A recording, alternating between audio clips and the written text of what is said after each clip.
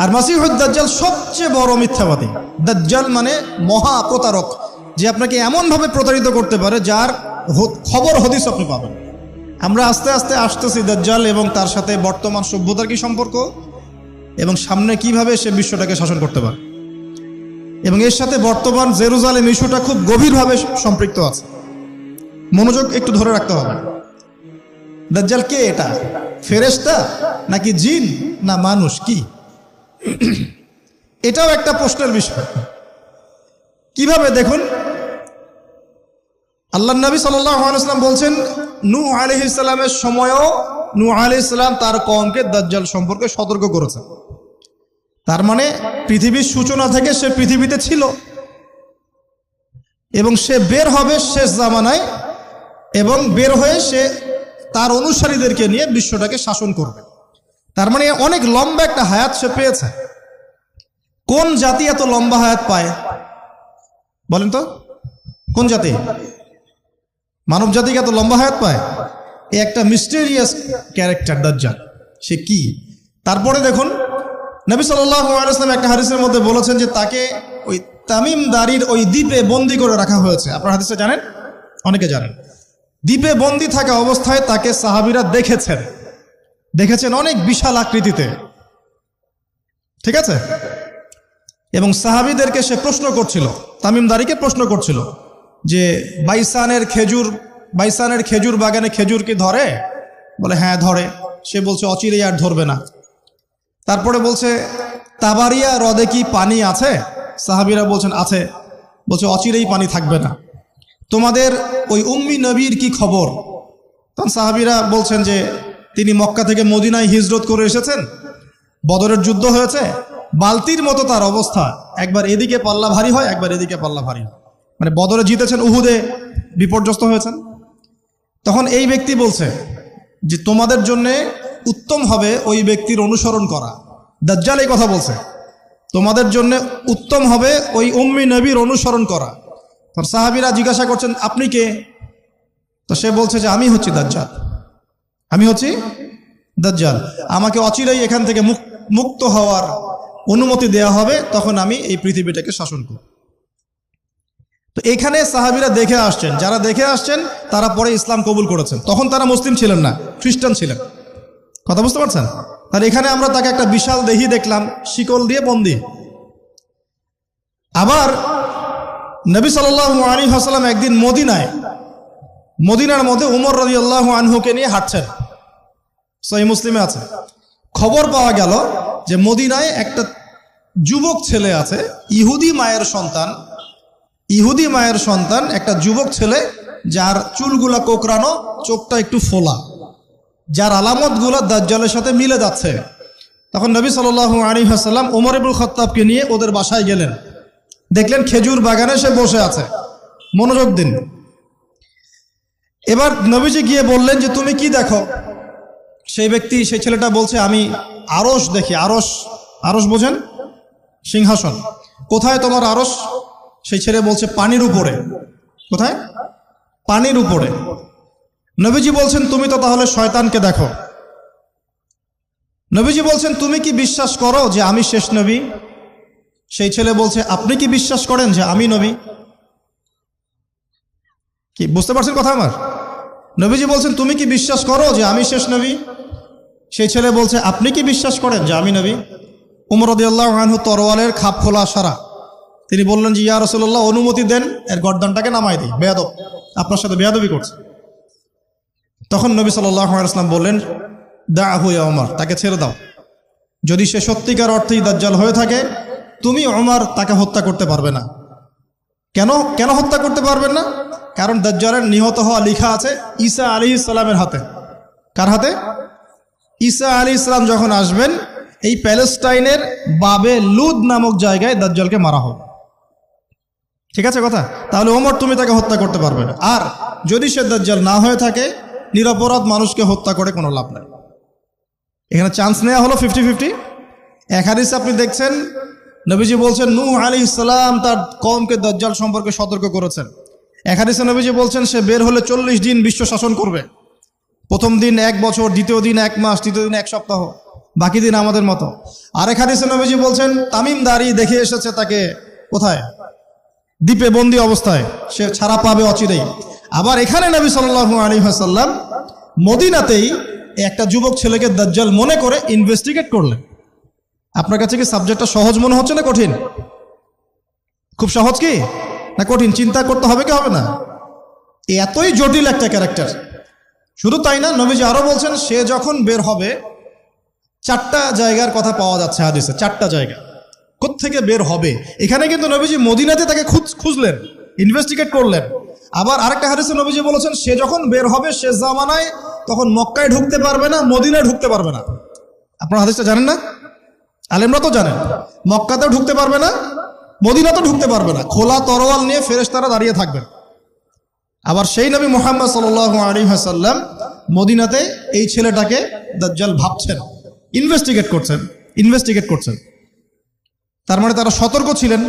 এই ছেলের নাম ছিল ইবনে সাইয়্যিদ। কি নাম? ইবনে সাইয়্যিদ, নাম মনে রাখবেন। এও একটা বিস্ময়কর ক্যারেক্টার। আবার সেই নবী সাল্লাল্লাহু আলাইহি ওয়াসাল্লাম বলেছেন শেষ জামানাতে দাজ্জাল বের হবে খোরাসান থেকে। কোন জায়গা? খোরাসান। খোরাসান বলতে কোন জায়গা? এটা মূলত এর হার্ট হচ্ছে আফগানিস্তান, এর পাশে যে বেলুচিস্তান, এই যে উজবেকিস্তান, ইরানের কিছু অংশ, এই পুরো জায়গাটা, শুধু একটা দেশ না, পুরো জায়গাটা এর হার্ট হচ্ছে আফগানিস্তান।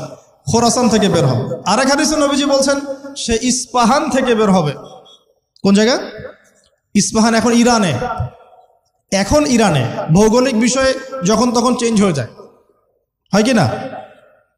আগে কি ইরাক ইরান এরকম পার্ট ছিল? আগে কি এভাবে এই 52টা দেশের ভাগ ছিল? লেবানন, জর্ডান, সৌদি আরব, ইরাক ইরান এরকম ভাগ ছিল না? এক অঞ্চল ছিল শাম, একটা হেজাজ, একটা নাজদ, এরকম আর কি ভাগ ছিল। তো এটা চেঞ্জ হয়। তো ওই হাদিসে আসছে ইস্পাহান থেকে একটাতে, আরেকটাতে আসছে ইরাক এবং শাম। শাম বলতে বোঝাচ্ছি এই পুরো প্যালেস্টাইন, লেবানন, জর্ডান, পুরো অঞ্চলটাই শাম। আর ইরাক তো আপনারা জানেন। ইরাক এবং শামের মাঝখানের একটা রাস্তা থেকে বের হবে। 3টা জায়গা। আরেকটা 4 নাম্বার খাল্লা নামে একটা জায়গা থেকে সে বের হবে। আর এই খাল্লা আপনি গুগলে সার্চ দিয়ে পাবেন না। গুগলের সাথেও দাজ্জালের অনুসারীদের একটা সম্পর্ক আছে, আপনার ফেসবুকের সাথেও আছে, প্রযুক্তিগুলোর সাথেও আছে, নিউক্লিয়ার ওয়েপন্সের সাথেও আছে, বর্তমান ব্যাংকিং সিস্টেমের সাথেও আছে, এবং বর্তমান গ্লোবাল পলিটিক্যাল অ্যাফেয়ার্সের সাথেও দাজ্জালের অনুসারীদের সরাসরি সম্পৃক্ততা আছে। আমি বলি নাই দাজ্জালের সম্পৃক্ততা আছে, দাজ্জালের অনুসারীদের সরাসরি সম্পৃক্ততা আছে। এটা বোঝার জন্য আপনাকে সূরা কাহাফ পড়তে হবে। কেন সূরা কাহাফ? কারণ সূরা কাহাফ পড়লে আল্লাহ আপনার ভিতরের চোখ খুলে দিবেন ইনশাআল্লাহ। এখন আপনার ভিতরের চোখ বন্ধ। কেন বন্ধ? বিকজ আপনি প্রত্যেক জুমায় সূরা কাহাফ পড়ছেন না। যখন প্রত্যেক জুমায় সূরা কাহাফ অর্থসহ পড়বেন বা অ্যাটলিস্ট তেলাওয়াত করবেন, দেখবেন ইনশাআল্লাহ আল্লাহ আপনার ভেতরের চোখ খুলে দিবেন। তো দাজ্জাল সাবজেক্টটা কি জটিল মনে হচ্ছে না সহজ মনে হচ্ছে? জটিল। এখন এত জটিলতায় আমরা গেলাম না, আমরা সহজ জায়গায় থাকি। সহজ জায়গাটা হচ্ছে সে বিশ্বটাকে শাসন করবে, এবং ন্যায় বিচারের ভিত্তিতে শাসন করবে কি? উত্তর না, সে সারা বিশ্বে ফিতনার ফাসাদ সৃষ্টি করবে। যারা তাকে ফলো করবে সে তাদেরকে সমৃদ্ধি দিবে, যারা তাকে ফলো করবে না সে তাদেরকে দুর্ভিক্ষ দিবে। বলা হচ্ছে সে খোদা দাবি করবে, সে নিজেকে খোদা দাবি করবে, বলবে আমি মাসিহ, আমি কি মাসিহ মানে ত্রাণকর্তা। তার মূল কাজটা তাহলে জুলুমের ভিত্তিতে সারা বিশ্বটাকে শাসন করা, এই তো। সে খোদা দাবি করবে, আপনি যদি মেনে নেন তাহলে তার জান্নাতে ঢুকবেন, যদি না মানেন তাহলে তার জাহান্নামে ঢুকবেন। তার জান্নাতে ঢোকা মানে হচ্ছে আসলে জাহান্নামে ঢোকা, আর তার জাহান্নামে ঢোকা মানে হচ্ছে আসলে জান্নাতে ঢোকা। যেমন একজন যুবক ছেলেকে সে পাবে রাস্তায়, যখন বের হবে ছেলেটাকে বলবে যে তুমি কি বিশ্বাস করো যে আমি আল্লাহ? সেই ছেলে বলবে যে না, আমি বিশ্বাস করি না। সেই ছেলেটাকে শুইয়ে দিয়ে করাত দিয়ে তাকে দুই ভাগ করবে, এটা হাদিসে আসছে। 2 ভাগ করে দেহের 2টা অংশ 2 দিকে ছুঁড়ে মারবে, এবং সে শক্তিশালী হবে, অনেক ফিজিক্যালি অনেক শক্তিশালী, অনুসারীদের দিক থেকে অনেক শক্তিশালী, পৃথিবীর সব নিয়ন্ত্রণ তার হাতে, ঠিক আছে? তার কাছে প্রযুক্তি, তার কাছে অনেক কিছু। মানে সবচেয়ে বড় ফিতনা, মানে সবচেয়ে বেশি শক্তিশালী, সবচেয়ে বড় মানে পাওয়ার, মিলিটারি পাওয়ার, সবচেয়ে বড় ইকোনমিক পাওয়ার, সবচেয়ে বড় মিলিটারি অ্যাফেয়ার্স যা যা আছে সব। তো এর জন্য একটা যুবক ছেলেকে কেটে 2 পিস করে ফেলা কি এমন বিষয়? এখনই তো কত কি করা হচ্ছে, তাই না? আরে ভাই হচ্ছে তো, আমরা জানি তো। এই যে আমাদের প্যালেস্টাইনের একটা বাবাকে দেখলাম যে ছেলের শুধু হাত আর পা নিয়ে কান্নাকাটি করছে, মাথা নাই, বডি খুঁজে পাওয়া যাচ্ছে না। এখনই তো অনেক কিছু করছে ওর অনুসারীরা। তো সে যখন বেরোবে একটা যুবককে 2 পিস করে ফেলা কোনো বিষয়? একদিক এইদিকে ছুঁড়ে মারবে আর একদিক ওইদিকে, এরপরে আবার জীবিত করবে তাকে, আবার জীবিত করবে। মানে তাকে আল্লাহ পাক এরকম কিছু ক্ষমতা দিবেন মানুষকে পরীক্ষা করার জন্য। জীবিত করার পরে বলবে আমি তোমাকে মৃত্যু দেওয়ার পর জীবিত দিলাম, এখন কি জীবন দিলাম, এখন কি তুমি বিশ্বাস করো যে আমি আল্লাহ? এই ছেলে এবার বলবে যে এখন আমার পুরো ইয়াকিন হয়ে গেছে যে তুই দাজ্জাল, কারণ আমি এই হাদিসটা জানতাম যে এক ছেলেকে সেভাবে কেটে টুকরা টুকরা করে আবার করিস, তবে আমি জানতাম না যে সেই যুবক ছেলে আমি। তো বলা হচ্ছে এই যুবক ছেলে অনেক বড় শাহাদাতের মর্যাদা পাবে ইনশাআল্লাহ। তার মানে বোঝাতে যাচ্ছে সে এত শক্তিশালী হবে যে সে যা ইচ্ছা তাই করতে পারবে, যা ইচ্ছা তাই। এখন কি আপনারা দেখছেন না যে গাজাতে যা ইচ্ছা তাই করা হচ্ছে? যা ইচ্ছা তাই। ইচ্ছা হলো আপনার ঘরটা ভেঙে দিলাম, ইচ্ছা হলো আপনার মেয়েকে তুলে নিয়ে আসলাম, ইচ্ছা হলো আপনার ছেলেটাকে নিয়ে কারাগারে রেখে দিলাম, ইচ্ছা হলো রিমান্ডে নিয়ে নিলাম, ইচ্ছা হলো আপনার জমিটা দখল করে ফেললাম, ইচ্ছা হলো আকাশ থেকে একটা বোম ফেলে আপনার বাচ্চাকে হত্যা করে ফেললাম। যা ইচ্ছা তাই, যা ইচ্ছা তাই, কেউ কিছু বলার নাই। সবাই মিলে আমরা হয়তো এরকম ওয়াজ মাহফিলে 2-4টা কথা বলে রাগ ঝাড়তে পারি, আপনি একটু সাহস দেখালে মিছিল করতে পারেন, সেমিনার সিম্পোজিয়াম করতে পারেন, আরও বড় শক্তি থাকলে রাষ্ট্রীয় পর্যায় পর্যন্ত চাপ প্রয়োগ করতে পারেন, আরও যদি ইমানদার রাষ্ট্র হয় সে জাতিসংঘে গিয়ে একটা প্রতিবাদ করতে পারে। এই তো, এতটুকুই তো। সবগুলো মুসলিম রাষ্ট্র মিলে একসাথে হয়ে কি ওর বিরুদ্ধে যুদ্ধ করতে পারছে? সবগুলো মুসলিম রাষ্ট্র দরকার নাই, অ্যাটলিস্ট 2টা 4টা 5টা 10টা মুসলিম রাষ্ট্র কি একত্রিত হয়ে ওর বিরুদ্ধে যুদ্ধ করতে পারছে? তাহলে যা ইচ্ছা তাই সে করছে না।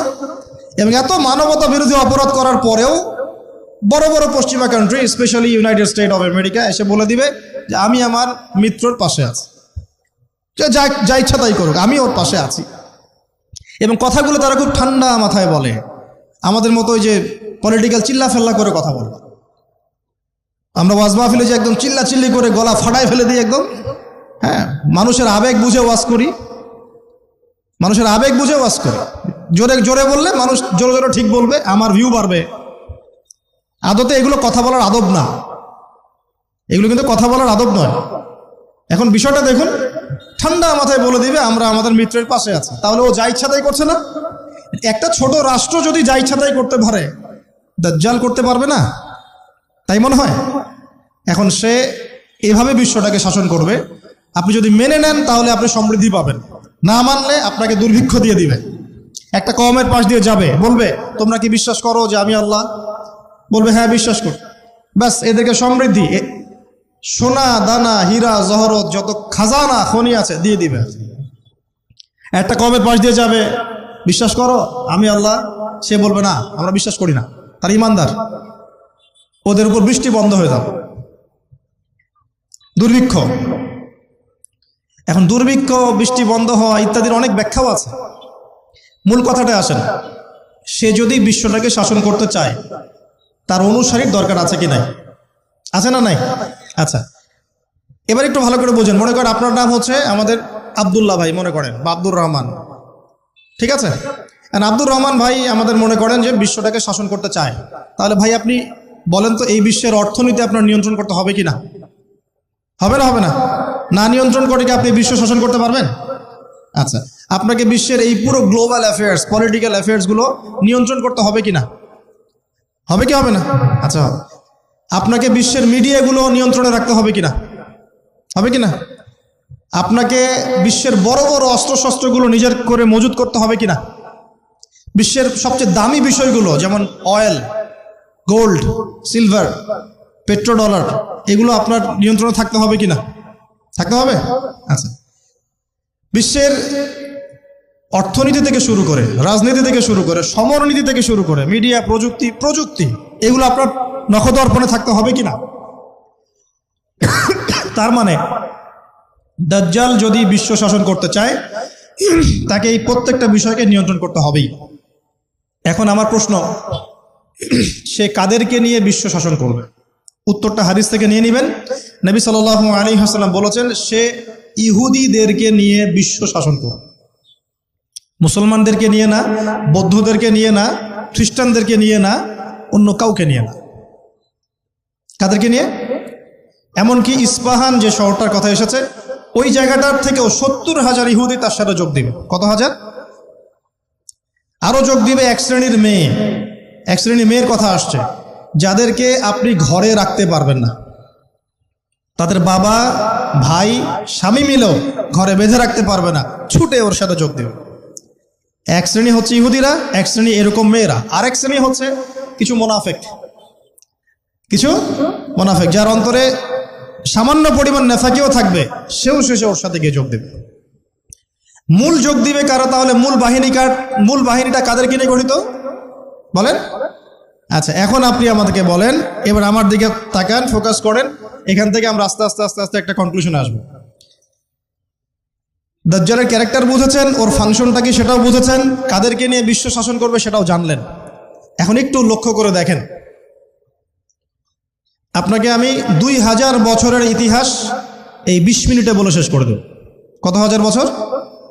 2000 বছর। ইহুদি কারা?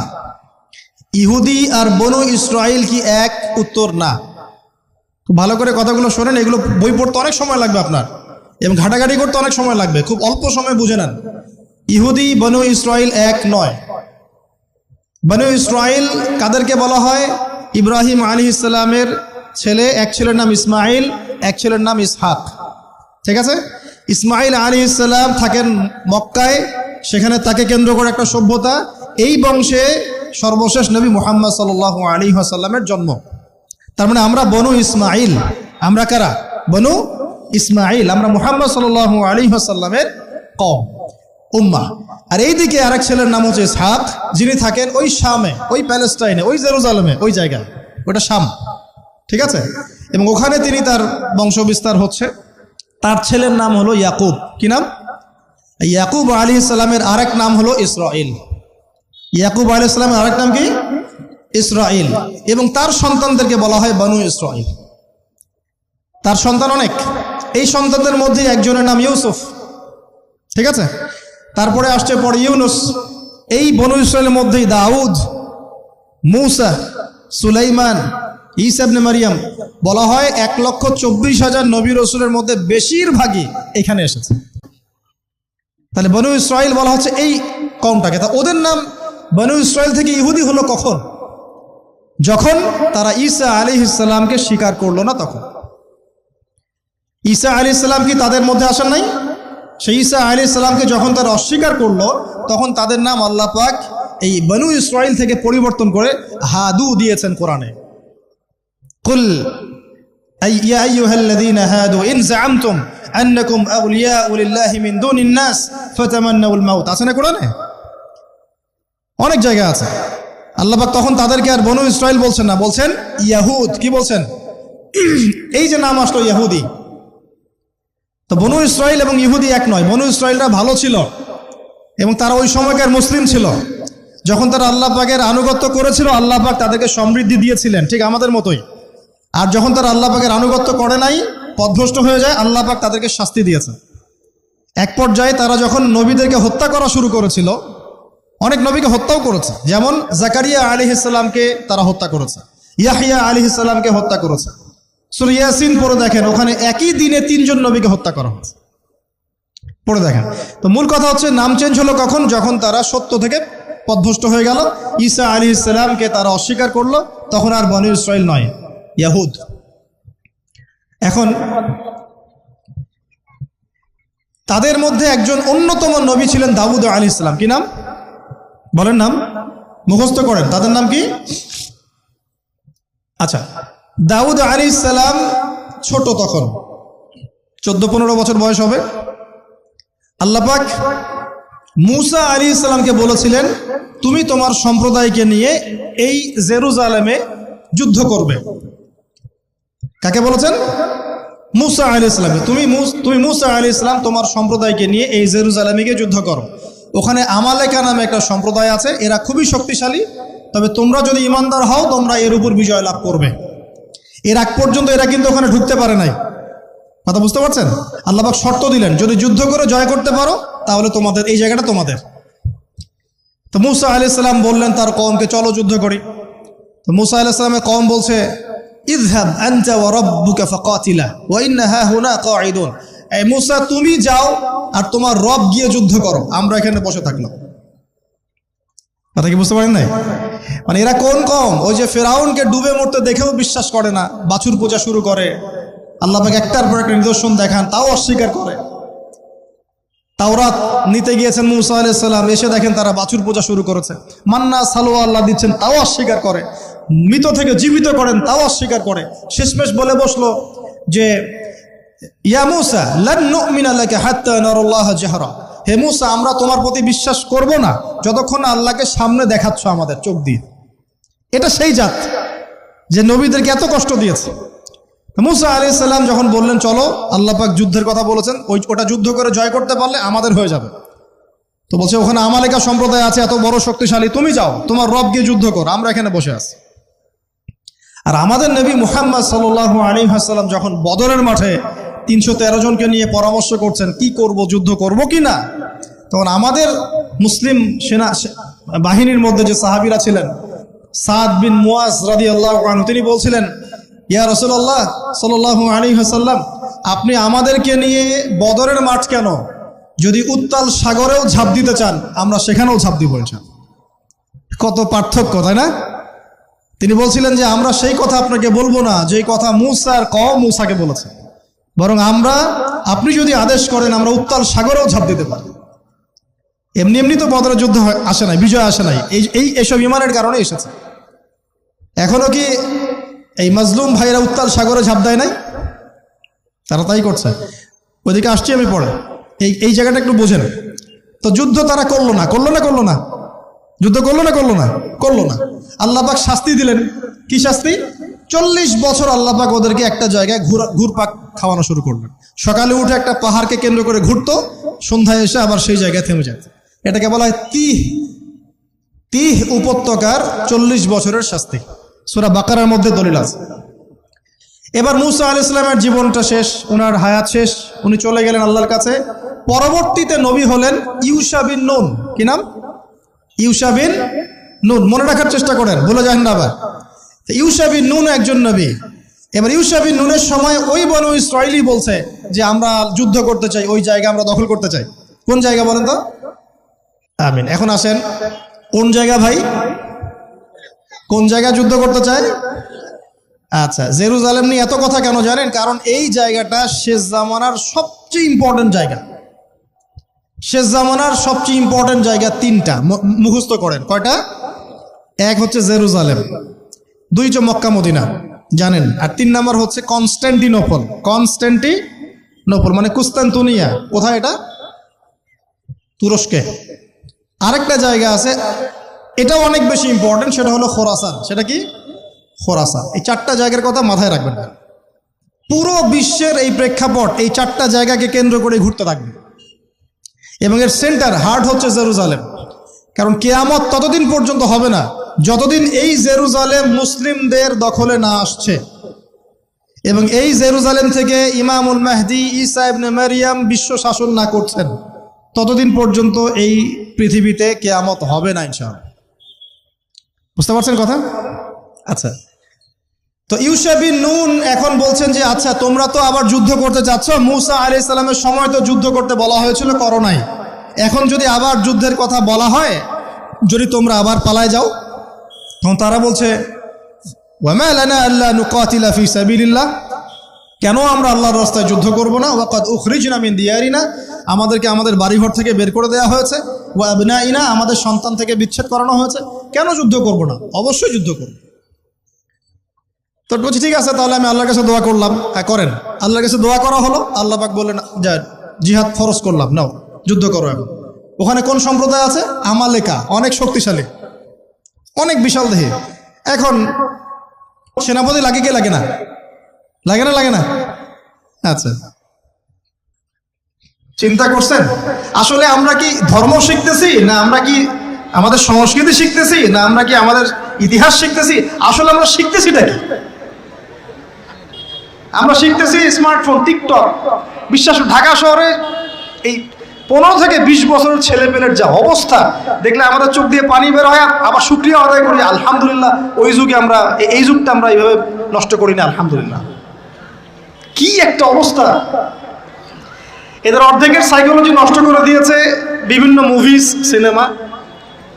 এখনকার অনেক মুভিজে দেখায় যে সে গ্যাংস্টার হচ্ছে, গ্যাংস্টার হওয়াটা একটা প্যাশন। ওইটা দেখে দেখে সে নিজেও গ্যাংস্টার হওয়ার চেষ্টা করে, সাইকোলজি নিয়ে খেলে। কিছু কিছু মুভিজ এখন রিলিজ করা হয়, আমি দেখি না, আমাকে বলা হয়েছে, যেগুলো উৎসাহিত করে মানুষকে এ ধরনের গুন্ডামি কাজ করতে, প্রেমিকাকে নিয়ে পালায় যাবে, এটা করবে সেটা করবে। এগুলো তো উৎসাহিত হয়ে ছেলেবেলারা এই কাজগুলো করে। না পড়াশোনা করতেছে, না ইতিহাস জানে, না সংস্কৃতি, না বিশ্ব, না অর্থনীতি, না ধর্ম। আসলে আসি কোন দিকে? এর চেয়ে আমাদের এর আগের এইজ যাদের বয়স এখন 50, 60, এই জেনারেশনটা মাশাআল্লাহ অনেক ভদ্র ছিল। আমি হলফ করে বলতে পারি, আমার কথা আপনারা মন খারাপ করেন না, এটা আমার কনফিডেন্স থেকে বলছি। এখন যদি আরেকটা মুক্তিযুদ্ধ হয়, এই জেনারেশন অস্ত্র হাতে নিতে পারবে না। ওই অস্ত্র হাতে নিবে ওই যাদের বয়স 40, ওই 50, এরাই। আমাদের এই যে কিশোর গ্যাং, টিকটক জেনারেশন আর যুবক সমাজকে আপনি খুঁজেই পাবেন। আল্লাহ পাক আমাদেরকে হেফাজত করুন। আর এটার জন্য ভাই আমাদের যাদের দাড়ি পেকে গেছে আমরা দায়ী সমানভাবে। কারণ আপনি নিজের ফিকির করেছেন, আপনার সন্তানের ফিকির কোথায়? আপনার ছেলে সারা রাত পর্ন দেখে, আপনার মেয়ে সারাদিন ছেলেদের সাথে কথা বলে, আপনার ছেলে যে ডেট করতেছে এইখানে ওইখানে, জেনা করতেছে, মদ খাচ্ছে, গাড়ি নিয়ে ধুমসে ড্রাইভ করতেছে মেয়েকে নিয়ে। আপনি মনে করতেছেন বাচ্চা ছোট আছে, বড় হলে ঠিক হয়ে যাবে। সুবহানাল্লাহ, আপনি বাচ্চাকে পড়াচ্ছেন না, কোরআন শেখাচ্ছেন না, হাদিস শেখাচ্ছেন না। জেনারেল লাইনে যে পড়াচ্ছেন, জেনারেল লাইনে পড়াশোনা করার পরে সে হচ্ছেটা কি? কি শিখলো? স্যারকে দেখলে থাপ্পড় মারে। এখনকার ছেলেপেলে অনেকে স্যারকে সম্মান করে না। স্যার নকল ধরে ফেলেছে, স্যারকে এক থাপ্পড় দিল। গুন্ডামি শিখেছে, গুন্ডামি। আদব, সবর, নীতি নৈতিকতা এইগুলো নাই, উঠে যাচ্ছে দিন দিন। আমি আসলে ওয়াজ করবো কি নিয়ে? দাজ্জাল তো অনেক বড় ইস্যু। আর সত্যি কথা বলতে দেখেন, আমরাও স্কুলে পড়েছি, কলেজে পড়েছি, কিন্তু আমরা তো বেয়াদব ছিলাম না। বেয়াদবি এক জিনিস আর দুষ্টামি এক জিনিস। আমরা দুষ্ট ছিলাম, খুব দুষ্ট ছিলাম, দুরন্ত। খেলাধুলা পছন্দ করতাম, দুরন্ত, দুষ্টামি করতাম। স্যারদের সাথে আমাদের একটা ফ্রেন্ডলি সম্পর্ক ছিল, বন্ধুর মতো। কিন্তু আমরা কখনো বেয়াদবি করি না। এখন দেখবেন ওয়াজে আলেমদের সামনে গিয়ে বেয়াদবি করতেছে।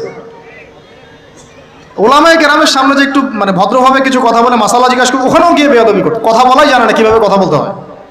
আল্লাহর ওয়াস্তে ভাই, আকীদার, আমলের, এই যে আখলাকের সংশোধন করেন, না হলে আমাদের সামনে মহা বিপর্যয় অপেক্ষা করছে। আল্লাহ পাক আমাদের সবাইকে কথাগুলো বোঝার তৌফিক দান করুন, বলি আমিন। অনেক লম্বা হয়ে যাবে, ওদিকে যাচ্ছি না, মূল জায়গা থেকে একটু শেষ করে দেব। আপনারা অনেকক্ষণ ধরে অপেক্ষা করছেন, একটু খেয়াল করেন। তাহলে ইউশা বিন নুনের কাছে এখন এরা বলছে নেতা দাও, নেতা। তো ইউশা বিন নুন বলছে ঠিক আছে, আমি দোয়া করলাম। আল্লাহ পাক তালুতকে নেতা বানালেন। কাকে? তালুত। এখন বনু ইসরাইল বলছে ওর নেতৃত্ব আমরা মানি না। কেন মানো না? যে ওর তো টাকা পয়সা নাই, ওর তো স্ট্যাটাস নাই। যে আমাদের কাছে নেতৃত্বের মানদণ্ড যেগুলা, আমরা টাকা পয়সা থেকে নেতা বানাই না। আপনার টাকা নেই, আপনি নেতা হতে আসছেন কেন? আপনার স্ট্যাটাস নাই, আসছেন কেন? ও বনু ইসরাইল একই কথা বলছে, ওর তো টাকা নাই, স্ট্যাটাস নাই, নেতা হবে কেন? তখন আল্লাহ পাক বলছেন যে ওয়াজাদাহু বাসতাতান ফিল ইলমি ওয়াল জিসম। আল্লাহ পাক তো তালুতকে দুটো কোয়ালিটি দিয়েছেন।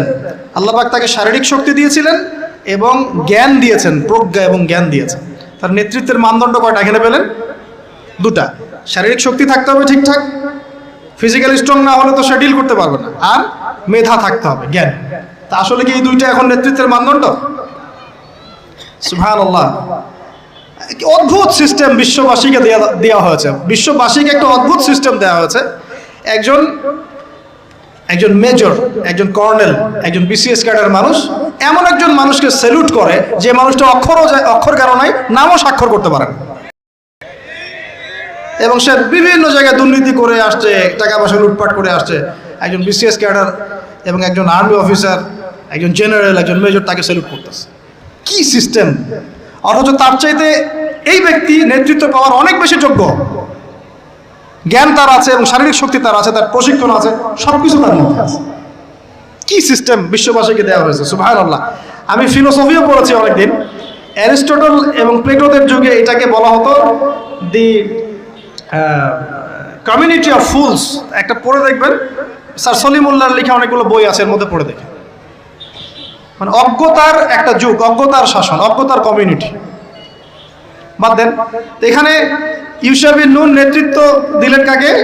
তালুতকে। ওরা বললো মানি না। তো আল্লাহ পাক মনোনয়ন করেছেন, এখন না মানলে তোমরা আযাব ভোগ করবা। তারপরে তারা মেনে নিল, এবার যুদ্ধে যাচ্ছে। ওই জেরুজালেম মুক্ত করতে যাচ্ছে।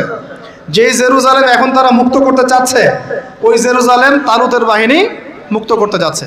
বলেন তো, তালুত এবং বনু ইসরাইল তখন ভালো না খারাপ? ভালো না খারাপ? তারা কি মুসলিম না মুসলিম? তারা তখন মুসলিম না মুসলিম? মুসলিম। তারা তখন ইউশা বিন নুনের উম্মত, তার আগে ছিল মূসা আলাইহিস সালামের উম্মত। এবার তালুত বললেন যে আল্লাহ পাক তোমাদেরকে পরীক্ষা করবেন, সামনে নদী আছে, এই নদীর পানি পান করতে পারবে না। যদি পান করো তাহলে তোমাদের নাম কাটা, তোমরা আর যুদ্ধে অংশগ্রহণ করতে পারবে না। ফামান শারিবা ফালাইসা মিন্নি, যে ব্যক্তি এখান থেকে পানি পান করবে সে আমার অন্তর্ভুক্ত না। ওয়ামান লাম ইয়াতআমহু ফাইন্নাহু মিন্নি, যে ব্যক্তি এখান থেকে পানি পান করবে না সে আমার সাথে যুদ্ধে যেতে পারবে। ইল্লা বিগুরফাতিন বিয়াদিহি, মানে এক অঞ্জলি পানি শুধু পানি পান করতে পারবে, এক অঞ্জলি পানি, এতটুকু, এর বেশি না। ফাশারিবু ইল্লা কলিলাম মিনহুম, আল্লাহ পাক বলছেন ওদের বেশিরভাগই পানি পান করলো, অল্প কিছু বাদ দিয়ে। অল্প কিছু সংখ্যা তাফসীরে এসেছে 313 জন বাদ দিয়ে, 313 জন বাদ দিয়ে। 313 যে বদরে, এখানেও। তো এবার এই 313 জনকে নিয়ে তালুত এগিয়ে গেল, গিয়ে দেখলো বিশাল বাহিনী, বাপরে বাপ, একদম আমালেকা সম্প্রদায়ের। সেখানে নেতৃত্ব দিচ্ছে ওদের সেনাপতি, তার নাম জালুত। কি নাম? জালুত। এবং এই জালুতের বাহিনী দেখে মুসলিম বাহিনী বলছে যে লা তাকাতা লানা বিজালুতি ওয়া জুনুদি, এই জালুতের বাহিনীর সাথে পেরে ওঠার ক্ষমতা তো আমাদের এখন হবে না। কিন্তু যারা ভেবেছিল যে আল্লাহর সাথে সাক্ষাৎ করতে হবে, যাদের ঈমান দৃঢ় ছিল, তারা বলেছিল কাম মিন ফিআতিন কলিলাতিন গালাবাত ফিআতান কাসীরাতান বিইذনিল্লাহ, তোমরা ভয় পেও না, আল্লাহর হুকুমে বহু ছোট ছোট দল বড় বড় দলের উপর বিজয় লাভ করেছে। এটা তারা বলে একটা দোয়া করলো, এই দোয়াটাও শিখে নেবেন। তারা একটা দোয়া করলো, তারা বললো রব্বানা আফরিগ আলাইনা সবরান ওয়া সাব্বিত আকদামানা ওয়ানসুরনা আলাল কওমিল কাফিরিন। আর আল্লাহ পাক বলেন ফাহাজামু বিইذনিল্লাহ, আল্লাহ পাকের হুকুমে তারা এই মাত্র 313 জন নিয়েই জালুতের বিশাল বাহিনীকে পরাজিত করলো। বুঝতে পারছেন? এবং এই বাহিনীতে দাউদ আলাইহিস সালামও ছিলেন, তখন তিনি ছোট। এই জালুতকে হত্যা করেছে দাউদ আলাইহিস সালাম। দাউদ আলাইহিস সালাম জালুতকে হত্যা করলেন। কিভাবে হত্যা করলেন সেটা আসছে, যে এই গুলতি নিক্ষেপ করেছিল দাউদ আলাইহিস সালাম, আর তার চোখে গিয়ে লাগে জালুতের, এতেই জালুত মারা যায়। তো এখন মূল কথাটা হচ্ছে, দেখুন এই বনু ইসরাইল এই যুদ্ধে জয়লাভ করে এই বাইতুল মুকাদ্দাস বা জেরুজালেম জয় করলো। এই যে তারা প্রথমবার এখানে ঢুকলো, এর আগ পর্যন্ত কিন্তু ঢুকতে পারে না। এবার আল্লাহ পাক তাদেরকে বললেন তোমরা এখানে যদি আমার আদেশগুলো মেনে চলো, এই জায়গা তোমাদেরই, তোমরা এখানে থাকবে। কিন্তু যদি তোমরা আদেশ না মানো, আমার বিরুদ্ধাচরণ করো, তোমাদেরকে এখান থেকে বের করে দেব। আর আল্লাহ পাক এটা বলেও দিলেন লা তুফসিদুন্না ফিল আরদি মাররাতাইন, তোমরা কিন্তু 2বার সীমা লঙ্ঘন করবা, আমি কিন্তু সতর্ক করছি তোমাদেরকে। কয়বার? 2বার। এবার দাউদ আলাইহিস সালামের সময় তারা খুব সুন্দর ছিল, একদম রুলিং স্টেট। বলা হয় যে দাউদ আলাইহিস সালামের সময় তারা ওই জেরুজালেম থেকে বিশ্বকে শাসন করেছে। ঠিক আছে? দাউদ আলাইহিস সালামের পরে আসলো তার ছেলে সুলাইমান, নাম কি? সুলাইমান আলাইহিস সালাম। এই সময় আরো সমৃদ্ধি লাভ করলো, এত সমৃদ্ধি যে বাতাসের উপর নিয়ন্ত্রণ। জিনরা ডুবুরির কাজ করে পাথর এনে দেয়, জিনরা ডুবুরির কাজ করে মণিমুক্তা এনে দেয়। জিনদেরকে দিয়ে এই যে বাইতুল মুকাদ্দাস তিনি নির্মাণ করালেন আবার, তাই না? এই যে বাইতুল মুকাদ্দাসের কথা বলছে। তারপরে বাতাসকে যদি বলেন এখান থেকে আমাকে নিয়ে যাও, 1 মাসের পথ 1 বেলায় চলে যাচ্ছে। পিঁপড়া হাঁটছে, সুলাইমান আলাইহিস সালাম পিঁপড়ার ভাষা বোঝেন, পাখির ভাষা বোঝেন। তারা তেলাওয়াত করেন, মাছ এসে তেলাওয়াত শুনে। মানে এমন একটা সভ্যতা, এই সভ্যতা পৃথিবীতে আসেনি কখন। এবং আপনি যতই সায়েন্স অ্যান্ড টেকনোলজির কথা বলেন না কেন, এই লেভেলে আপনি যেতে পারবেন না, কখনো পারবেন না। কারণ সুলাইমান আলাইহিস সালাম একটা দোয়া করেছিলেন, রব্বি হাবলি মুলকান, আল্লাহ আমাকে এমন রাজত্ব দান করুন, লা ইয়ামবাগি লি আহাদ, যেমন রাজত্ব আপনি কাউকে দেন নাই কখনো। পৃথিবীর ইতিহাসে সুলাইমান আলাইহিস সালামের মতো রুলিং স্টেট কোনোদিনও ছিল না, আসবেও না। তো সুলাইমান আলাইহিস সালাম এবং তার অনুসারীরা তখন ভালো ছিলেন এবং জেরুজালেম থেকে তারা বিশ্ব শাসন করেছেন। এবার শুরু হলো তারপরে এদের অধঃপতন শুরু হতে হতে এমন একটা জায়গায় চলে গেল যে জেনা, এই মদ খাওয়া, এই সুদ খাওয়া, এই মানুষকে হত্যা করা, এমনকি নবীদেরকে হত্যা করা, এমন কোনো পাপ নাই করতে বাকি রাখলো না। এমন কোনো পাপ নাই মানে নবীদেরকে পর্যন্ত জবাই করে হত্যা করেছে। আর কি কিছু বলতে হবে? আল্লাহ পাক ওই যে ওয়াদা করেছিলেন, যদি ফাসাদ সৃষ্টি করো এখান থেকে বের করে দিব। এবার আল্লাহ পাক একটা বাহিনী পাঠালেন। এই বাহিনীটা পাঠিয়েছেন ইরাকের ব্যাবিলন থেকে। কোন জায়গা? ইরাকের ব্যাবিলন। এই বাহিনীর রাজার নাম ছিল নেবুজাদ নেজার। কি নাম বলেন? নেবুজাদ নেজার। সে ছিল মূলত অগ্নি পূজারী আর কি। তারা একটা সভ্যতা, ব্যাবিলনের সভ্যতা। ব্যাবিলনের সভ্যতা কিন্তু অনেক প্রাচীন। এবার তারা গিয়ে কি করলো, এই বনু ইসরাইল যারা পথভ্রষ্ট হয়ে গেছে এদেরকে এমন মায়ের ওখানে জেরুজালেমে গিয়ে একটা একটা করে সেখান থেকে ওরা বের করে দিল, দিয়ে ওদেরকে ওই জেরুজালেমের এই যে মসজিদ, ওখানকার ফল ফসল যা আছে সব ডিস্ট্রয়, ম্যাসাকার করে ফেললেন। এখন ওরা যা করতেছে গাজার সাথে আর কি, এরকম কাজ এর চেয়েও ভয়ঙ্কর। নেবুজাদ নেজার একটা একটা করে ধরে ধরে কেটে কেটে ফেলল। আর বাকি যারা বেঁচে ছিল এদেরকে দাস বানিয়ে শিকল দিয়ে পেঁচিয়ে ব্যাবিলনে নিয়ে গেল। তাহলে দেখেন, রুলিং স্টেট থেকে বনু ইসরাইল চলে আসলো এখন কোথায়? ব্যাবিলনে, দাসত্বের শৃঙ্খল। আর তাদের ওই ফকর থাকলো না, শেষ। কারণ আল্লাহ ওয়াদা করেছিলেন, ভালো থাকলে ভালো থাকবা, খারাপ করলে খারাপ। যেমন আল্লাহ পাক আমাদের সাথে ওয়াদা করেছেন না, উম্মতে মুহাম্মাদি যদি আমার আনুগত্য করো, মুহাম্মদ সাল্লাল্লাহু আলাইহি ওয়াসাল্লামের আনুগত্য করো, তোমরাই বিশ্বের নেতৃত্ব দিবা। আর যদি না করো, ওই যে তোমাদের উপর কাফেরদেরকে চাপাই দেব, তাই না? এখন এরকমই আল্লাহ পাকের সুন্নাত একদম সেম। ইতিহাস খালি ঘুরছে আর ঘুরছে, কখন ওদের পাল্লায় কখন আমাদের পাল্লায়। বিশ্বের ইতিহাসটা একদম প্যারালাল, খেয়াল করে দেখবেন। এবার এই ব্যাবিলনে চলে আসার পরে এরা দাস, কাজ করলে খাইতে পারে, না করলে খাইতে পারে না। দেখেন কোন জায়গা থেকে আল্লাহ কোথায় নিয়ে আসলো। আজকে আমরা যে 1200 বছর ওয়ার্ল্ডটাকে শাসন করেছি, কেউ বিশ্বাস করবে এখন? আমরা যে মুসলিম উম্মাহ, প্রায় 1200 বছর মুহাম্মদ সাল্লাল্লাহু আলাইহি ওয়াসাল্লামের পর থেকে এই বিশ্বটাকে আমরা শাসন করেছি, এখন কেউ বিশ্বাস করবে? এখন যদি পশ্চিমারা বলে যে তোমাদেরকে স্যাংশন দিয়ে দিব, ব্যাস তখন আমাদের দেখা যায় যে সমস্যা হতে পারে। কেউ যদি বলে তোমরা যদি বাড়াবাড়ি করো টাকার মান কমে যাবে, আমরা বলি বাপরে বাপ, তাহলে তো বাড়াবাড়ি করা যাবে না। আমরা কি ওদের উপর রুল করতে পারি? এখন সরাসরি কথা বলেন না, পারি না। কিন্তু একসময় পারতাম মানে ওরা জিজিয়া দিয়ে আমাদের দেশে থাকতো, জিজিয়া কর, ট্যাক্স দিয়ে আমাদের দেশে থাকতো। মুসলিম উম্মার যখন একটা ইউনাইটেড গ্লোবাল খিলাফা ছিল তখনকার কথা বলছে। তো এভাবে পালাবদল হয়। তো ওরা কখনো ভাবতে পারে নাই যে ব্যাবিলনে এসে এইভাবে জেইলের জীবন কাটাতে হবে। কেন? অবাধ্যতার কারণে। এবার আল্লাহ পাক তাদেরকে আরেকটা সুযোগ দিলেন। কি দিলেন? আরেকটা সুযোগ দিলেন।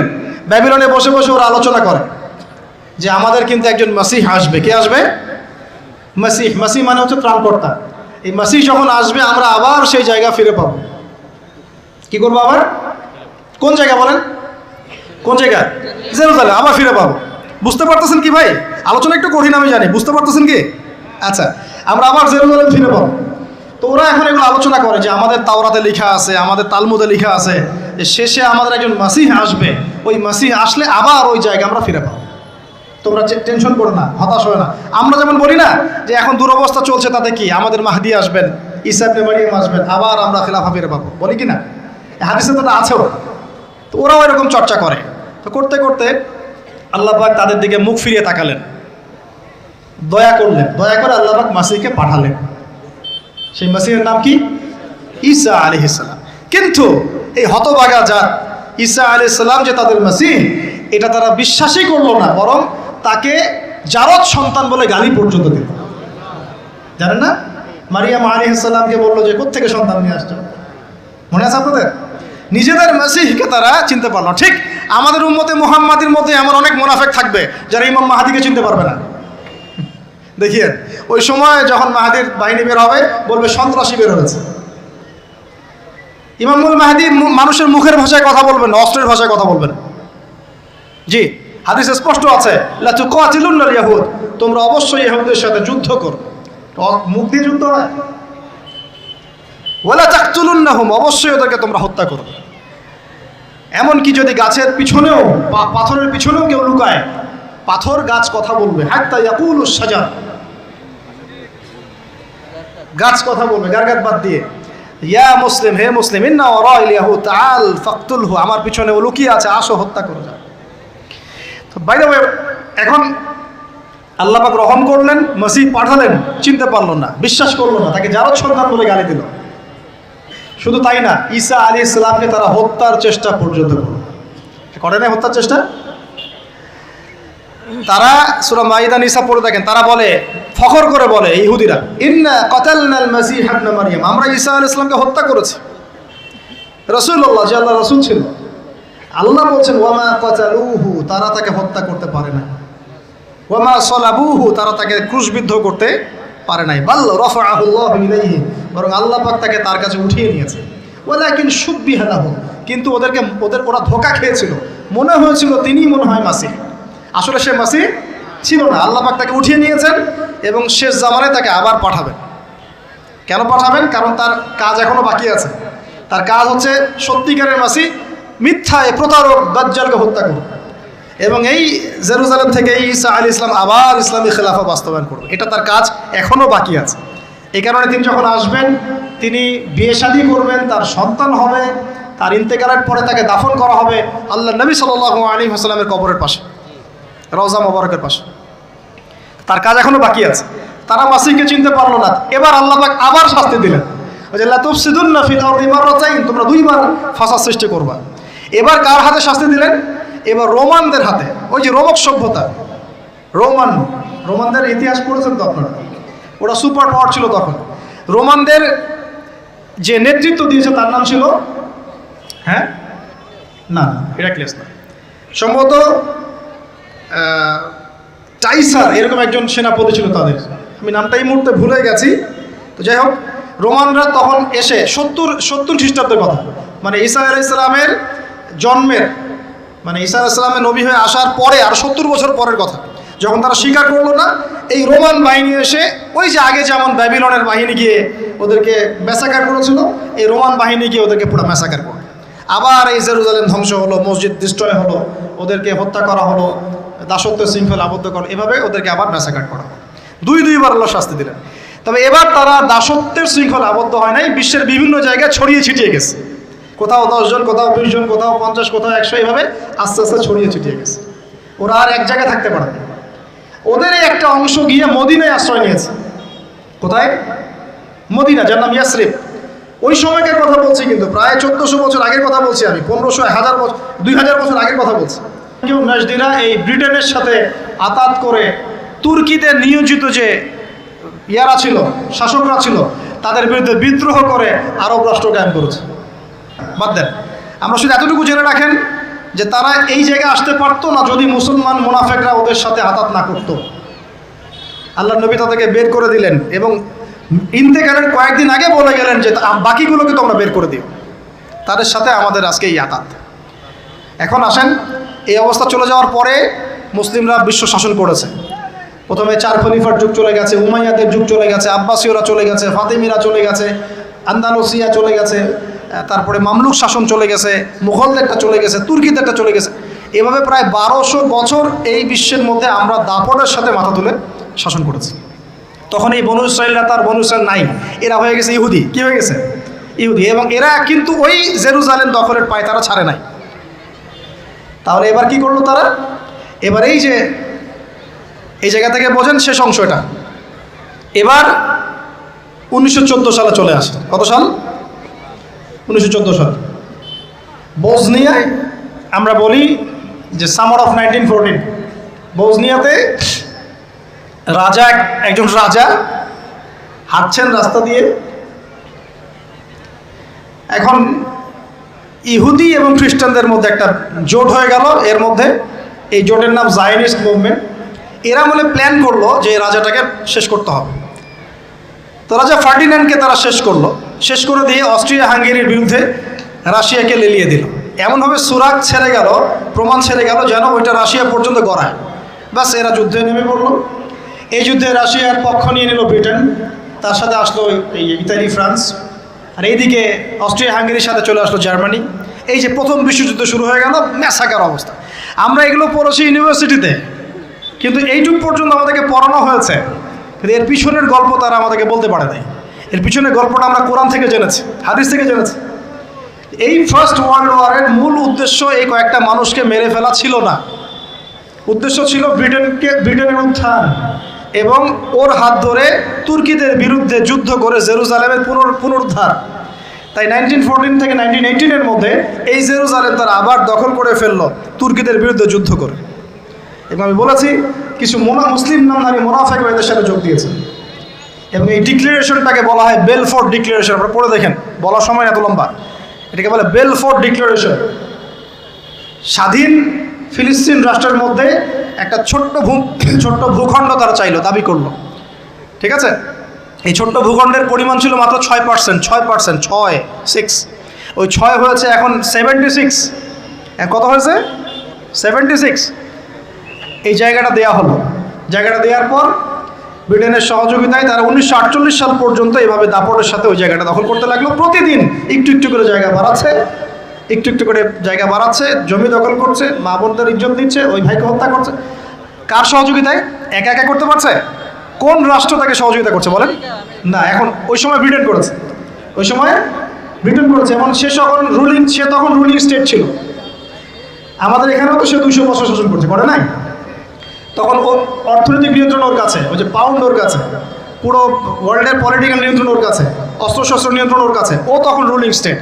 ওর প্রত্যক্ষ সহযোগিতায় এই জায়নিস্ট ইহুদিরা মিলে এই জায়গাটা আবার দখল করলো 1914 থেকে 18-এর মধ্যে। এরপর চলতে লাগলো 48 সাল পর্যন্ত।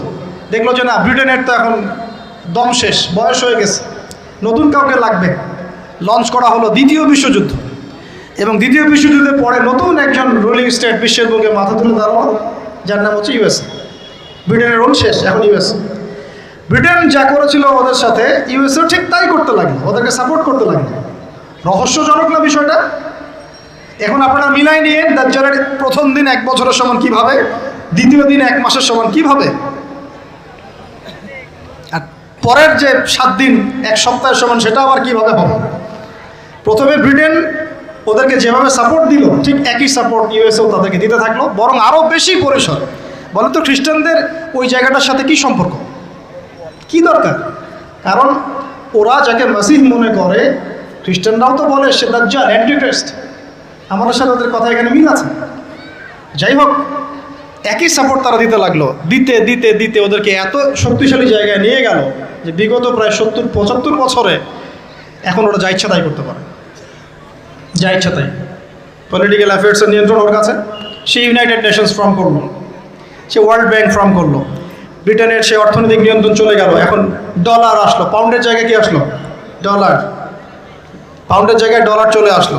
ইউনাইটেড নেশনস ফর্ম করা হলো। সেখানে পশ্চিমাদেরকে প্রাধান্য দেওয়া হলো, মুসলিমদের প্রাধান্য কম, পশ্চিমাদের বেশি। ইউরোপীয় ইউনিয়ন ফর্ম করা হলো।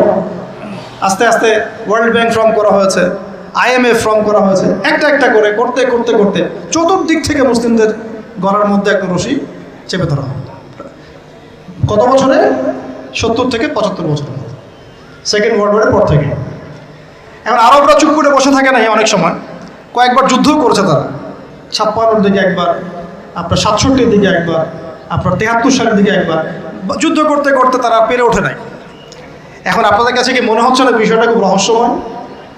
কারা এরা, যাদের কোনো ল্যান্ড ছিল না, উদ্বাস্তু ছিল, জেলখানায় জীবন কাটালো ব্যাবিলনে, হ্যাঁ, জায়গা ছিল না। আবার ওই যে রোমানরা সরিয়ে দিল, আবার মুহাম্মদ সাল্লাল্লাহু আলাইহি ওয়াসাল্লাম বের করে দিলেন। কি তারা কোথা থেকে এত শক্তি গেইন করে আবার জেরুজালেম দখল করে বিশ্বটাকে রুল করা শুরু করলো? আপনাকে প্রথমে যে ক্যারেক্টারের কথা বলেছি, মাসিহুদ দাজ্জাল, এই দাজ্জাল এই জিউসদেরকে নিয়ে সারা বিশ্বকে শাসন করবে। কারণ আপনি যদি ইন্টেলেকচুয়াল অডিয়েন্স হয়ে থাকেন, আপনি বুঝে নেন যে আসলে দাজ্জাল আসার আর কতদিন বাকি থাকতে পারে। সে নিজে না আত্মপ্রকাশ করলেও তার অনুসারীদেরকে অলরেডি মাঠ রেডি করে ফেলা হয়েছে, করা হয়নি। এখন সে সরাসরি বিশ্বের নিয়ন্ত্রণ নেওয়ার জন্য আরেকটা যুদ্ধের দরকার আছে। এই জন্য মিলিটারি অ্যাফেয়ার্স যারা ঘাটাঘাটি করেন তারা বারবার বলছেন যে থার্ড ওয়ার্ল্ড ওয়ার আসছে সামনে, এবং এই ওয়ার্ড যখন লঞ্চ করা হবে, যেটা হাদিসের ভাষায় বলা হয়েছে মালহামা, এটা যখন লঞ্চ করা হবে দেখবেন মুসলিমদেরকে মেরে কেটে পিস পিস করে ফেলা হয়েছে। এগুলো কিছুই না যা দেখছেন এখন, আরও ভয়ঙ্কর যুদ্ধ সামনে হতে পারে। তারপরে দেখবেন বিশ্বের বুকে পুরো একচ্ছত্র মালিকানা অধিকার নিয়ে দাঁড়া যাবে এই ইসরায়েল। আপনি ভাবছেন এর পতন এত তাড়াতাড়ি হয়ে যাবে? ভুল। আপনার কনসেপ্ট, ফিলোসফি এবং ইন্টারপ্রিটেশনের মধ্যে ভুল আছে, কারণ আপনি এক চোখ দিয়ে দেখছেন, কোরআন সুন্নাহর চোখ দিয়ে দেখা শেখেন আগে। মিলিটারি অ্যাফেয়ার্স আর পলিটিক্যাল অ্যাফেয়ার্স দিয়ে ঘাটাঘাটি করে এতটুকু বোঝা যাবে শুধু যে আমি ইউনিভার্সিটিতে বুঝেছি। এখন যেটা বললাম শেষটা ততক্ষণ হচ্ছে না যতক্ষণ না এ সারা বিশ্বকে শাসন করছে। অলরেডি সে বিশ্বের প্রযুক্তি, অর্থ ব্যবস্থা, মনিটারি সিস্টেম, পলিটিক্যাল অ্যাফেয়ার্স নিয়ন্ত্রণ করছে কি করছে না বলেন দেখি। সহজ কথা বলেন, ইউএসএ এর সিনেট কারা নিয়ন্ত্রণ করে? ওরাই। ওয়ার্ল্ড ব্যাংক কার নিয়ন্ত্রণে? তার। IMF কার নিয়ন্ত্রণে? তার। মিডিয়া কার নিয়ন্ত্রণে? তার। বড় বড় গোয়েন্দা সংস্থা কাদের? ওদের। কয়টা মুসলিম কান্ট্রি ওদেরকে টক্কর দিতে পারে? আমরা যদি চাই, মনে করেন আমরা চিন্তা করলাম যে আমরা এখানে একটা পারমাণবিক গবেষণাগার বানাবো, আপনি বানাতে পারবেন না। আপনি পারবেন না বানাতে, বিকজ আপনাকে এইভাবেই নিয়ন্ত্রণ করা, মনিটর করা হবে। আপনি ফেসবুক খুলে খালি বলবেন যে আমি একটা গাড়ি কিনতে চাই, আপনাকে কালকে গাড়ির অ্যাড দেখানো হবে। আমরা যা বলছি, যা করছি, এমনকি যে পোশাক পরে ঘুমাচ্ছি সেটাও মনিটর হয়ে যাচ্ছে। কি মনে করেছেন দাজ্জালের ইস্যুটা এত সহজ না? অনেক কঠিন, অনেক জটিল, এবং তাদের ক্ষমতা অনেক সুপিরিয়র হবে। কিন্তু এটাই পৃথিবীর শেষ না। এরপরে আল্লাহ রাব্বুল আলামিন আমাদেরকে জানিয়েছেন হাদিসে, নবী সাল্লাল্লাহু আলাইহি ওয়াসাল্লামের মাধ্যমে, মালহামাতুল কুবরা লঞ্চ করার পরে আল্লাহ রাব্বুল আলামিন এই মুসলিম উম্মার এই দুরবস্থা কাটানোর জন্য ইমামুল মাহদিকে পাঠাবেন ইনশাআল্লাহ। কোত্থেকে আসবেন? নবীজি বলছে যখন দেখবে খোরাসান থেকে ব্ল্যাক ফ্ল্যাগসগুলো বের হয়ে গেছে। এভাবে আসছে হাদিসে, বরফের উপরে সাঁতার কেটে হলেও তাদের সাথে যোগ দিব। ওই সময় ওয়ার্ল্ডের অবস্থা কেমন থাকবে আমরা জানি না, হাদিসে এভাবে আছে। নবীজি বলেছেন খোরাসান থেকে যে মুজাহিদিনরা বের হবেন তাদেরকে কোনো বাহিনী পরাস্ত করতে পারবে না, এমনকি তারা জেরুজালেম পর্যন্ত পৌঁছে ওটাকে জয় করবে। হাদিসে আসছে, কিছু করার নেই। হাদিস সহিহ না জয়ীফ না জাল, ওলামায়ে কেরামকে জিজ্ঞেস করে নিয়ে, এটা হাদিসে আছে, কিছু করার নেই। পৃথিবীর ভবিষ্যৎ লেখা হয়ে গেছে। ইমামুল মাহদি এখান থেকে মদিনা থেকে তিনি পালিয়ে চলে আসবেন মক্কায়। তিনি নেতৃত্ব নিতে চাইবেন না, মানুষ জোর করে তাকে নেতৃত্ব দিবে। হাজার আসওয়াদ এবং মাকাম ইব্রাহিমের মাঝখানে তার হাতে বায়াত নেওয়া হবে। কতজন বায়াত নেবেন? 313 জন। 300। এরপর শাম থেকে একটা বাহিনী তার সাথে যুদ্ধ করতে আসবে। আল্লাহ পাক তাদেরকে মক্কা মদিনার মাঝখানে বাইদা নামক জায়গায় ধসিয়ে দিয়ে দেবে, ধসে যাবে, সব আসতে পারবে না।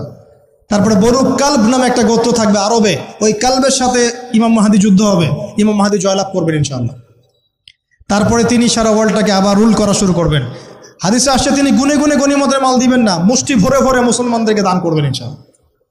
তারপরে বের হবে মাসিহুদ দাজ্জাল মানুষের রূপে, ওই যে 4টা জায়গার কথা বললাম, সে বের হবে ইত্যাদি ইত্যাদি। এবার সে মানুষের রূপ ধরে আমাদের সমাজে প্রবেশ করবে এবং তার অনুসারীদেরকে নিয়ে ম্যাসাকার করা শুরু করবে। কিন্তু মুসলিমদের মধ্যে একটা বাহিনী শেষ পর্যন্ত তার সাথে যুদ্ধ করতে থাকবে, শেষ পর্যন্ত। লা তুকাতিলুনাল ইয়াহুদ, এমনকি গাছের পিছনে ওরা লুকালেও আল্লাহ নবী বলছেন যে গাছ পাথর কথা বলবে আমার পিছনে আছে, এসো মেরে যাও। হতে হতে হতে হতে যখন মুসলিমরা একটু কোণঠাসা, আল্লাহ পাক পাঠাবেন আসমান থেকে ওই মাসিহকে, যে মাসিহকে তারা চিনতে পারেনি। আর ওরা যাকে মাসিহ মনে করছে, তাহলে এই মাসিহটা কে? এ মিথ্যা মাসিহুদ দাজ্জাল। কথা বুঝতে পারছেন? তাহলে সবচেয়ে বড় প্রতারণার শিকার কারা হচ্ছে? এই ইহুদিরাই। এই বিশ্বের সবচেয়ে বড় প্রতারণার শিকার তারাই হচ্ছে। মাসিহুদ দাজ্জাল ওদেরকেই প্রতারণা করছে, বুঝতে পারেননি কথা? ওদের সাথেই সবচেয়ে বড় প্রতারণা হচ্ছে। ওরা মনে করছে এই সত্যিকারের মাসিহ, সে আসলে আমরা বিশ্ব রুল করব। সে সত্যিকারের মাসিহ নয়। ঈসা ইবনে মারিয়াম আসবেন কিভাবে সেটাও এসেছে। 2 জন ফেরেশতার কাঁধে ভর দিয়ে তিনি নামবেন শাম অর্থাৎ সিরিয়ার দামেস্ক শহরের মধ্যে। কোন শহর? দামেস্ক। এই জায়গাগুলো খুব বরকতময়। আল্লাহ নবী দোয়া করেছেন, আল্লাহ শামে বরকত দাও, আল্লাহ ইয়েমেনে বরকত দাও, আল্লাহ শামে বরকত দাও, আল্লাহ ইয়েমেনে বরকত দাও। আর মুসলমানরা বলছিল, আল্লাহ রসুল আমাদের নাজদেও বরকত দিতে বলেন, আমাদের নাজদেও বরকত দিতে বলেন। আল্লাহ নবী বলছেন যে নাজদে বরকত না, বরং ওখান থেকে ভূমিকম্প বের হবে, ওখান থেকে শয়তানের শিং বের হবে। চিন্তা করে, ওই যে বললাম নাজদিরা তুর্কিদের বিরুদ্ধে যুদ্ধ করেছিল, অটোম্যান এম্পায়ারের বিরুদ্ধে যুদ্ধ করেছে ব্রিটেনের সাথে হাত মিলিয়ে। ওরাই এখন সারা বিশ্বে, বাংলাদেশে এদের লেসপেন্সার আছে বহুত, বাংলাদেশে এদের বহুত লেসপেন্সার আছে। তারা বলে ওই যে দেখবেন যে যখনই আমরা এগুলো নিয়ে আপনাদেরকে সচেতন করতে চাই, বলে এরা তো খারাজি হয়ে গেছে, উগ্র হয়ে গেছে, এই হয়ে গেছে, সেই হয়ে গেছে, এভাবে করে গভর্নমেন্ট প্রশাসন সবার কাছে আমাদেরকে বিতর্কিত করার চেষ্টা করে। অথচ আমরা কি কারো শত্রু? আমরা কি এই আলোচনাগুলো করে ওয়ার্ল্ডের প্রেক্ষাপট বদলাতে পারবো? পারবো না, কিন্তু আমাদের প্রজন্মকে আমরা জানাতে তো পারবো, যাতে তারা আত্মবিশ্বাসী হয়ে গড়ে ওঠে যে আমরা এই নতজানু মনোভাব নিয়ে পৃথিবী থেকে যাবো না ইনশাল্লাহ। আমরা পৃথিবী থেকে মাথা উঁচু করেই যাবো ইনশাল্লাহ। মুসলিমদের হাতেই বিশ্বের বিজয় লেখা আছে, আস্তে আস্তে বিশ্ব ওদিকে যাবে, এটা তো ওদেরকে জানতে হবে। আমরা তো ওদেরকে জানাচ্ছি মাত্র। তো নাশ থেকে বের হবে শয়তানের শিং, এটা বলা হয়েছে। যাই হোক, এখন ঈসা ইবনে মারইয়াম আসবেন এই সিরিয়ার দামেস্ক, চুল দিয়ে টপ টপ করে পানি পড়তে থাকবে, মুক্তা ঝরছে এরকম পানি। তার নিঃশ্বাস যতদূর পর্যন্ত যাবে ততদূর পর্যন্ত কাফেররা মরতে থাকবে, সুবহানাল্লাহ। এমনকি তিনি খুঁজতে খুঁজতে দাজ্জাল পর্যন্ত আসবেন।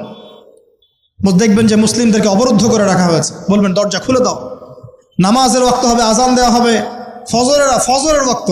ভাই আমরা যদি ফজর মিস করি, আমরা আসলে ওই বাহিনীতে যোগ দিতে পারবো না, বেঁচে থাকলেও জানি না আমরা অত বছর থাকবো কিনা পৃথিবীতে, আল্লাহই ভালো জানেন, এটা আমরা জানি না। কিন্তু এই বিজয়ে সুবহে সাদিকের সময় লেখা আছে, আজান হয়ে যাবে, ইমামুল মাহদি তাকে বলবেন ইমামতি করুন আপনি। ঈসা ইবনে মারইয়াম বলবেন না, এই উম্মতের জন্য ইমামতির অধিকার দেয়া হয়েছে। বলেন সুবহানাল্লাহ। তিনি ইমামতি করবেন না, বরং মুক্তাদি হবেন। দরজা খুলে দাও, নামাজ শেষে দরজা খুলে দেওয়া হবে। দাজ্জালকে খুঁজতে খুঁজতে খুঁজতে এই প্যালেস্টাইন, এই জেরুজালেমের বাবে লুদ নামক জায়গায় তিনি পৌঁছাবেন। সেখানে দেখবেন মাসিহুদ দাজ্জাল আছে। দাজ্জাল তাকে দেখার সাথে সাথেই লবণের মতো গলতে শুরু করবে। সেখানে তিনি তাকে হত্যা করবেন। একজন একজন করে এই সন্ত্রাসী যারা এখন এই নিরীহ মানুষদেরকে হত্যা করছে, এদেরকে হত্যা করা হবে একজন একজন করে, একজনকে ছাড়া হবে না। আমি জন্য বলছি, মন থেকে বলছি, এই যে এক একটা আমার এক একটা বাচ্চার রক্তের প্রতিশোধ নেওয়া হবে ইনশাআল্লাহ। আমাদের এক একটা বোনের ইজ্জতের প্রতিশোধ নেওয়া হবে ইনশাআল্লাহ। এক একজন ভাইকে যে বুলেট ছোড়া হয়েছে, এর প্রতিশোধ নেওয়া হবেই হবে ইনশাআল্লাহ। কে নিবেন? ওই যে বললাম, আপনি পারছেন না, আপনি হয়তো বলছেন, দোয়া করছেন, এতটুকু পর্যন্তই। ইনশাআল্লাহু তাআলা আল মাহদি আর ঈসা ইবনে মারইয়াম সেটা করে দেখাবেন ইনশাআল্লাহ। তারপরে সেখান থেকে তিনি ইসলামী খেলাফা রিস্টোর করবেন। 40 বছর তিনি পুরো বিশ্বকে শাসন করবেন। কত বছর? তখন অবস্থা এত সুখ সমৃদ্ধির হবে, একটা ডালিমের খোসার নিচে একটা পরিবার আশ্রয় নিতে পারবে। একটা ডালিম দেখেছেন কতটুকু? এটা বড় হবে, বড়, এর নিচে আপনি ঢুকতে পারবেন, এত বড় ফল হবে। উর্বর হবে মাটি, সবুজ শ্যামল, বৃষ্টিপাত বেশি হবে, এগুলো হতে থাকবে। এর মাঝখানে আবার ইয়াজুজ মাজুজ বের হবে। ইয়াজুজ মাজুজ বের হওয়ার পরে পৃথিবী ম্যাসাকার করবে। তারা এমনভাবে পৃথিবীতে ম্যাসাকার করবে যে ঈসা আলাইহিস সালাম এবং তার অনুসারীরা তুর পাহাড়ে গিয়ে লুকাবেন, আত্মগোপন করবেন, এবং তাবারিয়া হ্রদের পানি তারা খেয়ে ফেলবে। পরের দল এসে বলবে কোনো এক সময় মনে হয় এখানে পানি ছিল, মানে পানি সব খেয়ে সাবার করে ফেলবে। মানে বুঝতে পারছেন? ঈসা আলাইহিস সালাম দোয়া করবেন, আল্লাহ এই আযাব থেকে আমাদেরকে তুমি বাঁচাও। আল্লাহ পাক তখন তাদের ঘাড়ের মধ্যে একটা ভাইরাস দিয়ে দিবেন, পোকা ভাইরাস। এই এক ভাইরাসের সব ইয়াজুজ আর মাজুজ শেষ। এরপরে পৃথিবীতে বৃষ্টি বর্ষণ শুরু হবে। এগুলো রূপকথা মনে হচ্ছে না অনেকের কাছে? এগুলো সত্য, হাদিসে আসছে, একটা শব্দ সত্য। এরপর 40 বছর এভাবে চলে যাবে, ঈসা আলাইহিস সালাম ইন্তেকাল হবে। তারপরে হাদিসে আসছে মানুষ আবারও খারাপ হওয়া শুরু করবে। এত খারাপ হবে, এত জঘন্য হবে যে আল্লাহ শব্দটা বলার মতো একটা মানুষ আর পৃথিবীতে থাকবে না। একটা মিষ্টি মৃদু একটা বাতাস আসবে, এই বাতাস মুমিনদের বগলের নিচ দিয়ে প্রবাহিত হবে, এবং যার অন্তরে এক সরিষা দানা পরিমাণ ঈমান আছে, ওই বাতাসে তার জান কবজ হয়ে যাবে। বাকি থাকবে সব এই যে গরু ছাগল হাঁস মুরগির মতো মানুষ, গবাদি পশু। আল্লাহ বলার মতো মানুষ নাই, রাস্তা মরে মরে জেনা করবে। এটা আরো অনেক পরের কথা, অনেক পরের কথা। আমরা ওই যুগ দেখতেও চাই না, বাঁচতেও চাই না ওই যুগে, তাই না ভাই? আল্লাহ পাক বলছেন এরপরে, আল্লাহ রাসূল সাল্লাল্লাহু আলাইহি ওয়াসাল্লাম বলছেন এরপরে একদিন সকালে হঠাৎ করে দেখবে কেনা বেচা করতে করতে, কথা বলতে বলতে, পানি পান করতে করতে, খাবার খেতে খেতে এই যে পশ্চিম দিক থেকে সূর্য উঠে গেছে। তার মানে কি? ওই দিন কিয়ামত হয়ে যাবে। এবং এটা এত ফাস্ট হবে, এত দ্রুত হবে আল্লাহ রাসূল সাল্লাল্লাহু আলাইহি ওয়াসাল্লাম বলেছেন যে কেউ বাসায় ফিরে যাবে, আহাল পরিবারের সাথে একটা দেখা করবে, এই সুযোগ পাবে না। একদম ইনস্ট্যান্ট ডেট ছাড়। একটা বজ্রনীনাদ, প্রচণ্ড মানে শব্দ, এটাতে বিকট একটা শব্দে পুরো মহাবিশ্ব তোলপাড় সৃষ্টি হয়ে যাবে, একদম শেষ। এই হলো সিঙ্গার প্রথম ফুক, শেষ, সব ডেট। এই যে আমাদের এত বাহাদুরি, এত কিছু, সব শেষ। মানে পৃথিবী আস্তে আস্তে ওর শেষের দিকে যাচ্ছে। এগুলো ভাই বিশ্বাস করেন, পৃথিবীর সমস্ত সংগঠন, জালেম, কাফের, ফাসেক, মুশরিক, মুনাফিক যা আছে পৃথিবীতে, একত্রিত হয়েও এই সত্যটাকে কেউ টলাতে পারবে না। আমরা সারা মুসলমানরা মিলেও যদি এই সত্যটাকে টলাতে চাই, পারবো না। মানে আস্তে আস্তে আলটিমেট গোল এটাই পৃথিবীর। এরপরে কিয়ামত, তারপরে তো আপনারা জানেন কি হচ্ছে, ফামান ইয়ামাল মিসকালা যাররাতিন খায়রান ইয়ারাহ, এক চুল পরিমাণ যদি ভালো কাজ কেউ করে থাকে তাকে সেটা দেখানো হবে। ওয়া মান ইয়ামাল মিসকালা যাররাতিন শাররান ইয়ারাহ, এক চুল পরিমাণ খারাপ কাজ আমরা কেউ করে থাকলে দেখানো হবে। তবে যারা লা ইলাহা ইল্লাল্লাহ এই তাওহীদের উপর থাকবে, যত বড় গুনাহ করুক না কেন আল্লাহ মাফ করে দিবেন ইনশাআল্লাহ, ইনশাআল্লাহ। কারণ আমাদের জন্য নবী সাল্লাল্লাহু আলাইহি ওয়াসাল্লাম সুপারিশ করবেন। তাই বলে কি আমরা গুনাহ করতে থাকবো এখন? এটা নবী সাল্লাল্লাহু আলাইহি ওয়াসাল্লামের শান, তার মর্যাদা। আল্লাহ রাসূল সাল্লাল্লাহু আলাইহি ওয়াসাল্লাম এই কথা বলে গিয়েছেন যে কবিরা গুনাহগার মুসলমানদের জন্য আমি সুপারিশ করব। তাওহীদের উপর যারা থাকবে ইনশাআল্লাহ জান্নাত, শিরকে থাকলে, কুফরিতে থাকলে জাহান্নাম ছাড়া কোনো গতি নাই। এই হলো পৃথিবীর শেষ। আমরা তো জান্নাতে যেতে চাই কি চাই না ভাই? তাহলে এখন আমরা জানি যে এই অবস্থা কেন হচ্ছে, কেন জেরুজালেম নিয়ে এত কিছু হচ্ছে, কেন ওখানে ওরা এত অত্যাচার করতেছে। ওরা কি চায়? ওরা চায় এই জায়গা শুধু না, পুরা হোলি ল্যান্ডটা দখল করতে চায়। তারা দাজ্জালের জন্য মঞ্চ প্রস্তুত করতে চায়, সোজা কথা। তারা মুসলিমদেরকে সেখান থেকে বের করে দিয়ে ওই জায়গাটা একটা দাজ্জালীয় স্টেট কায়েম করতে চায়। সেখান থেকেই মাসিহুদ দাজ্জাল বিশ্বকে নেতৃত্ব দিবে, এমনটা আসতেছে ভবিষ্যতে। তবে সেই নেতৃত্ব, সেই রাজত্ব, সেই ক্ষমতা চিরস্থায়ী হবে না। মুসলিমরা আবার জেগে উঠবে ইনশাআল্লাহ। ওই জায়গায় ঈসা আলাইহিস সালাম যতক্ষণ খেলাফা কায়েম করছেন না, কিয়ামত হবে না ইনশাআল্লাহ। তো এখন আমাদের কাজ কি বলেন? চুপচাপ গল্প শুনলাম, হাত গুটিয়ে বসে থাকবো? আমাদের ক্ষমতার মধ্যে আমরা কি করতে পারি? আমরা কি প্রত্যেক 5 ওয়াক্ত নামাজে আমাদের ভাইদের জন্য দোয়া করতে পারি? পারি কি না ভাই? পারি কি? গতকালকে বিশ্বাস করেন, আমি মানে লম্বা করে ফেলছি, আমি 5 মিনিট সময় নিচ্ছি। খাবো কিভাবে ভাই? আমাদের ভাইরা পানি পাচ্ছে না, আমাদের বোনরা ওখানে লাশের টুকরো নিয়ে দৌড়াদৌড়ি করতেছে। ওদের খাবার বন্ধ করে দেওয়া হয়েছে, পানি বন্ধ করে দেওয়া হয়েছে, ইলেকট্রিসিটি নাই, ইন্টারনেট নাই, বোম্বিং, এরকম একটা অবরুদ্ধ করে একটা এতটুকু জায়গার মধ্যে 22 লক্ষ মানুষকে অবরুদ্ধ করে বোম্বিং করা হচ্ছে। কিভাবে খাবো আমরা? যদি আপনি ব্যথিতও না হতে পারি, তাহলে আমার মধ্যে ইমানের আর কি বাকি আছে? আমাদের সুযোগও নাই যে আমরা সবাই 10-20 টাকা করে তুলে রাষ্ট্রীয়ভাবে একটা বড় তহবিল পাঠাবো, সেই সুযোগটাও আমাদের কাছে বন্ধ করে দেওয়া হচ্ছে। পারবেন না আপনি? এখানে অনেক প্যাচ আছে, এখানে অনেক মাইল প্যাচ আছে, অনেক ব্যাপার স্যাপার আছে, ওয়ার্ল্ড অ্যাফেয়ার্স, এগুলো আপনারা বুঝবেন না। আর অনেক ক্ষেত্রে আমাদের পলিটিশিয়ানরা মাজুর, কিছু করার নাই। তারা যদি চাও তাও কিছু করতে পারবে। এইভাবে আপনাদের হাত পা আমাদের বেঁধে ফেলা হয়েছে চতুর্দিক থেকে। তো আমরা তো দোয়া করতে পারি কমপক্ষে, নাকি? প্রত্যেক ফরজ নামাজে দোয়াটা করতে পারি তো। কুনুতে নাজেলা পড়বেন, কুনুতে নাজেলা মানে জালেমের উপর বদদোয়া, এটা পড়বেন শেষ রাত্রে। ইনশাআল্লাহ আল্লাহ পাকের কাছে দোয়া করলে আল্লাহই ফয়সালা করবে ইনশাআল্লাহ। আমরা দোয়া করব আমাদের মুসলিম ভাই বোনদেরকে আল্লাহ হেফাজত করুন, তাদেরকে আল্লাহ পাক যেন খাবারের ব্যবস্থা করে দেন, পানির ব্যবস্থা করে দেন, তাদের জানমাল সম্মান যেন আল্লাহ হেফাজত করেন, আল্লাহ পাক তাদেরকে জালেমের হাত থেকে যেন হেফাজত করেন। আমরা সব ধরনের জুলুমের বিরুদ্ধে। অন্যায়ভাবে কোনো অমুসলিমকে হত্যা করা জায়েজ আছে? নাই। এখানে অনেকে অনেক প্রশ্ন তোলেন, আমার একটা প্রশ্ন উত্তর দেন। 1917-18 সালে এসে ওরা যখন আমাদের ভূমিগুলো দখল করা শুরু করলো, দখল করে আমাদেরকে উচ্ছেদ করা শুরু করলো, ওই সময় থেকেই কি তারা যুদ্ধের সূচনা করে নাই? বলেন তো, যুদ্ধটা কি এখন শুরু হয়েছে? 100 বছর থেকে চলতেছে এটা তো এমন নয়। আমরা যখন আক্রমণের শিকার হয়েছিলাম 71-এ, আমাদের বাপদাদারা গেরিলা ওয়ার করেছিল না? তখন কি তারা সন্ত্রাসী ছিল? আমরা যদি তখন হাত পা গুটিয়ে বসে থাকতাম, তখন তো পাকিস্তানিরা আরও চেপে ধরতো আমাদেরকে, পুরো জায়গায় দখল করে ফেলতো, তাই করতো না? তাহলে যাদের জায়গায় এভাবে দখল করে ফেলছেন, তারা যদি প্রতিহত করে, প্রতিবাদ করে, কথা বলে, ঢিল ছড়ে, আপনি কি তাকে সন্ত্রাসী বলবেন? আমরা দোয়া করব আল্লাহর কাছে, আল্লাহ পাক যেন আমাদের ভাই বোনদেরকে হেফাজত করেন। আল্লাহ পাক যেন আমাদের মুসলিম বিশ্বের নেতাদেরকে একত্রিত হওয়ার তৌফিক দান করেন, ঈমান দান করেন। আল্লাহ পাক যেন তাদেরকে ঐক্যবদ্ধভাবে এই জালেমদের বিরুদ্ধে পদক্ষেপ নেওয়ার তৌফিক দান করেন। আমরা দোয়া করব, আমরা কুনুতে নাজালা পড়ব, প্রয়োজনে আপনি ওদের পণ্যগুলো ঘৃণা ভরে বয়কট করে দিবেন। এগুলো দিয়ে ব্যবসা করে বুলেট কিনে সেই বুলেট আমার ভাইয়ের বুকে চালায়, কিনলাম না প্রোডাক্ট, কি হচ্ছে? আমাদের দেশি প্রোডাক্ট নাই, কি করতে পারি? এর বেশি কিছু করার নাই। আমি তো বললাম এখানে বড় বড় লেকচার দিয়েও কোনো লাভ নাই, আমি আসলে কিছুই করতে পারবো না। শুধু আপনাদেরকে জানালাম আসলে কি হচ্ছে, কেন হচ্ছে, ইতিহাসটা কি, সামনে কি হতে পারে।